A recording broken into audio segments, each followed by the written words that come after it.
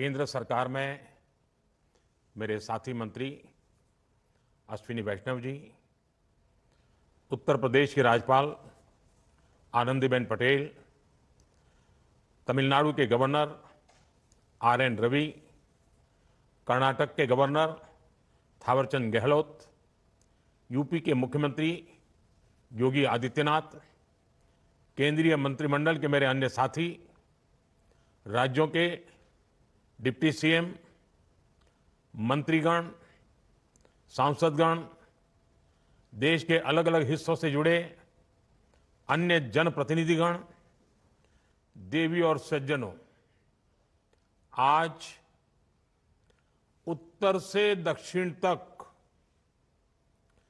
देश की विकास यात्रा में एक और अध्याय जुड़ रहा है। आज से मदुरई बेंगलुरु, चेन्नई नागरकोइल और मेरठ लखनऊ के बीच वंदे भारत ट्रेनों की सेवा शुरू हो रही है।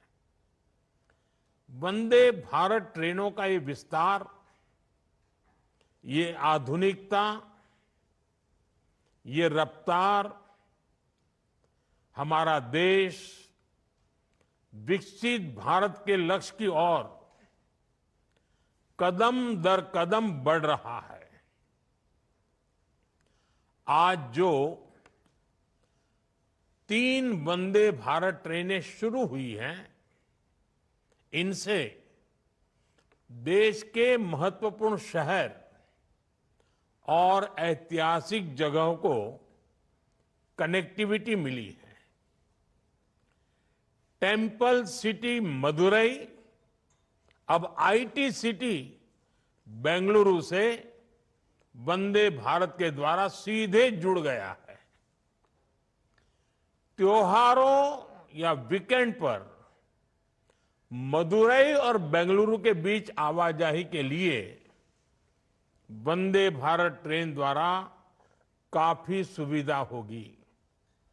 साथ ही ये वंदे भारत ट्रेन तीर्थ यात्रियों के लिए भी बहुत कारगर साबित होगी। चेन्नई से नागरकोइल रूट की वंदे भारत से भी छात्रों को, किसानों को और आईटी प्रोफेशनल्स को बहुत लाभ होगा। जिन जगहों तक वंदे भारत एक्सप्रेस की सुविधा पहुंच रही है, वहां पर्यटकों की संख्या बढ़ रही है। पर्यटकों की संख्या बढ़ने का मतलब है वहां कारोबारियों, दुकानदारों की आय में बढ़ोतरी हो रही है। हमारे यहां रोजगार के नए अवसर भी तैयार हो रहे हैं। इन ट्रेनों के लिए देशवासियों को मैं बहुत बहुत बधाई देता हूं। साथियों, विकसित भारत के लक्ष्य को पूरा करने के लिए दक्षिण के राज्यों का तेज विकास बहुत जरूरी है। दक्षिण भारत में अपार प्रतिभा है, अपार संसाधन और अपार अवसर की भूमि है। इसलिए तमिलनाडु और कर्नाटक समेत पूरे दक्षिण का विकास हमारी सरकार की प्राथमिकता है। बीते 10 वर्षों में इन राज्यों में रेलवे की विकास यात्रा इसका उदाहरण है।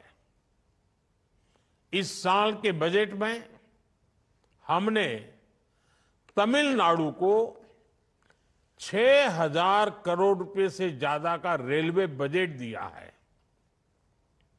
ये बजट 2014 की तुलना में 7 गुना से अधिक है। तमिलनाडु में 6 वंदे भारत ट्रेन पहले से ही चल रही है। इन 2 ट्रेन के साथ ये संख्या अब 8 हो जाएगी। इसी तरह कर्नाटका के लिए भी इस बार 7,000 करोड़ से ज्यादा का बजट आवंटित हुआ है। ये बजट भी 2014 की तुलना में 9 गुना अधिक है। आज वंदे भारत ट्रेनों की 8 जोड़ियां पूरे कर्नाटका को जोड़ रही हैं। साथियों, पहले के मुकाबले कई गुना ज्यादा बजट ने तमिलनाडु, कर्नाटका समेत दक्षिण भारत के राज्यों में रेल यातायात को और मजबूत किया है। इन राज्यों में रेलवे ट्रैक्स बेहतर हो रहे हैं। रेलवे ट्रैक का इलेक्ट्रिफिकेशन हो रहा है। अनेकों रेलवे स्टेशनों का आधुनिकीकरण हो रहा है। इससे लोगों की ईज ऑफ लिविंग भी बढ़ी है और ईज ऑफ डूइंग बिजनेस में भी मदद मिली है। साथियों, आज मेरठ लखनऊ रूट पर वंदे भारत ट्रेन के जरिए यूपी और खासकर पश्चिमी यूपी के वहां के लोगों की भी खुशखबरी मिली है। मेरठ और पश्चिमी यूपी क्रांति की धरती है। आज ये क्षेत्र विकास की नई क्रांति का साक्षी बन रहा है। मेरठ एक और RRTS के जरिए राजधानी दिल्ली से जुड़ रहा है। दूसरी ओर इस वंदे भारत से प्रदेश की राजधानी लखनऊ की दूरी भी कम हो गई है। आधुनिक ट्रेनें, एक्सप्रेसवेज का नेटवर्क, हवाई सेवाओं का विस्तार, पीएम गति शक्ति का विजन कैसे देश के इंफ्रास्ट्रक्चर को बदलेगा, एनसीआर इसका उदाहरण बन रहा है। साथियों, वंदे भारत आधुनिक होती भारतीय रेलवे का नया चेहरा है। आज हर शहर में, हर रूट पर वंदे भारत की मांग है। हाई स्पीड ट्रेनों के आने से लोगों में अपने व्यापार और रोजगार को, अपने सपनों को विस्तार देने का भरोसा जगता है। आज देश भर में 102 वंदे भारत रेलवे सेवाएं संचालित हो रही हैं। अब तक 3 करोड़ से ज्यादा लोग इन ट्रेनों से यात्रा कर चुके हैं। ये संख्या वंदे भारत ट्रेनों की सफलता का सबूत तो है ही, ये आकांक्षी भारत की आकांक्षाओं और सपनों का प्रतीक भी है। साथियों, आधुनिक रेल इंफ्रास्ट्रक्चर विकसित भारत के विजन का एक मजबूत स्तंभ है। रेलवे लाइनों का दोहरीकरण हो, रेलवे लाइनों का इलेक्ट्रिफिकेशन हो, नई ट्रेनों को चलाना हो, नए रूट्स का निर्माण हो, इन सभी पर तेजी से काम हो रहा है। इस साल के बजट में 2.5 लाख करोड़ रुपए से ज्यादा बजट रेलवे को दिया गया है। हम भारतीय रेल को उसकी पुरानी छवि से निकालने के लिए उसे हाईटेक सेवाओं से जोड़ रहे हैं।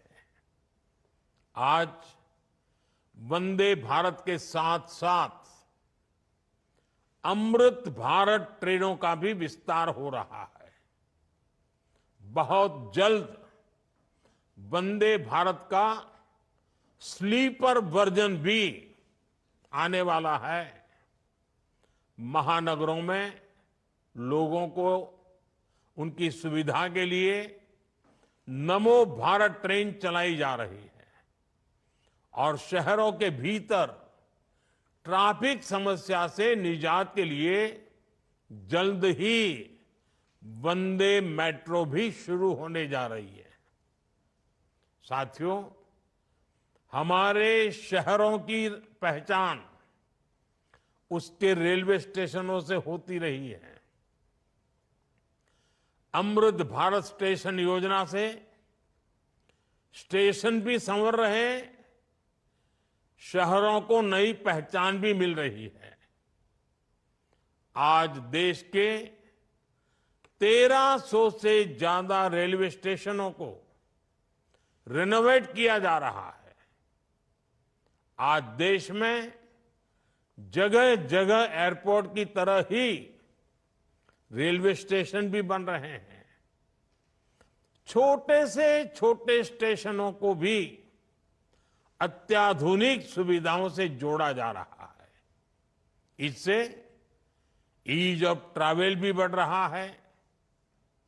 साथियों, जब रेलवेज, रोडवेज, वाटरवेज जैसे कनेक्टिविटी के इंफ्रास्ट्रक्चर सशक्त होते हैं तो देश सशक्त होता है।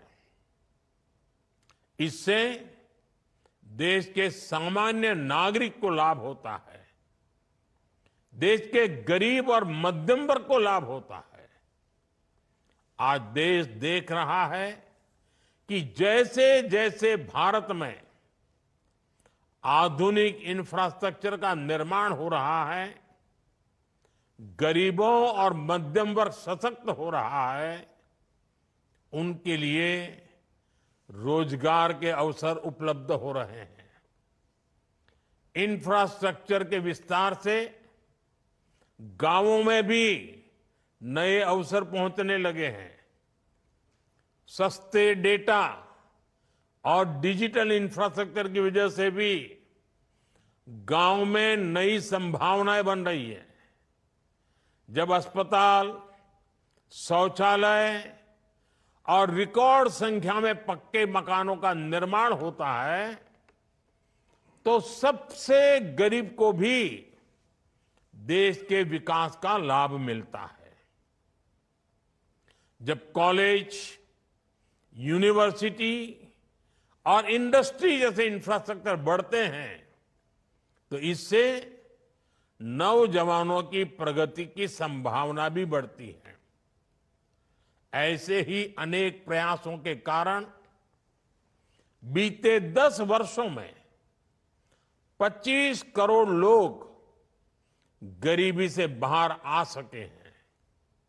साथियों, बीते वर्षों में रेलवे ने अपनी मेहनत से दशकों पुरानी समस्याओं के समाधान की उम्मीद जगाई है, लेकिन अभी हमें इस दिशा में बहुत लंबा सफर तय करना है। हम तब तक नहीं रुकेंगे जब तक भारतीय रेल गरीब, मध्यम वर्ग सभी के लिए सुखद यात्रा की गारंटी नहीं बन जाती। मुझे विश्वास है देश में हो रहे इंफ्रास्ट्रक्चर का ये विकास गरीबी को समाप्त करने में बड़ी भूमिका निभाएगा। मैं एक बार फिर तमिलनाडु, कर्नाटका और उत्तर प्रदेश के लोगों को 3 नई वंदे भारत के लिए बधाई देता हूं। आप सबको बहुत बहुत शुभकामनाएं, बहुत बहुत धन्यवाद।